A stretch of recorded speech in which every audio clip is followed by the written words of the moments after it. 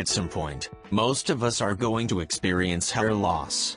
In the United States, roughly half of all men, and women, too, will start showing signs of baldness by their 40th birthday, according to the Cleveland Clinic. Even though modern folklore, and even some limited scientific studies, have suggested that the mother's side of the family is largely responsible for a genetic predisposition toward baldness, the truth is balding is not all our mother's fault. In fact, doctors now say baldness patterns are inherited from a combination of many genes on both sides of the family. There are some environmental factors that come into play, too. Scientists are starting to inch closer to finding a cure for the missing hair problem. But so far there are only a few proven ways to prevent baldness and help grow back lost hair.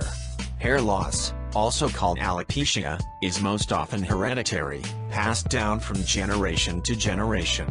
But it can also be caused by environmental factors like poisoning, radiation, certain drugs, infections, hormone disorders, or nutrition deficiencies.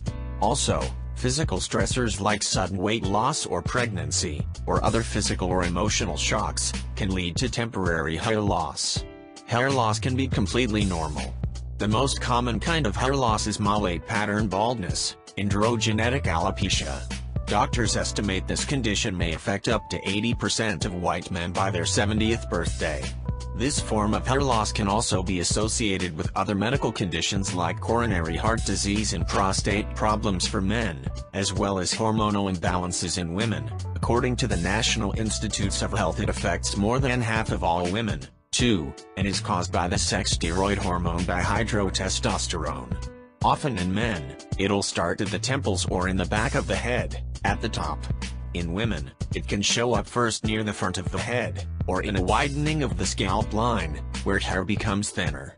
Other types of hair loss can be a result of scarring damage from hot combs, weaves, chemical relaxers, and hair dryers, so it's important to be gentle with your hair. Hair loss won't usually feel like much when it's happening. But sometimes it can be a warning sign of a larger health issue, especially if there's scarring on the scalp. It's actually a normal thing for hair to fall out. Hair starts its life with a long growing phase, and usually about 80% of our hair is in this phase, at any given time. But other hairs are getting ready to leave our heads. The other 20% of our hair is going through a transitional period, and then a resting phase, where it falls out. We normally shed about 50 to 100 hairs a day this way.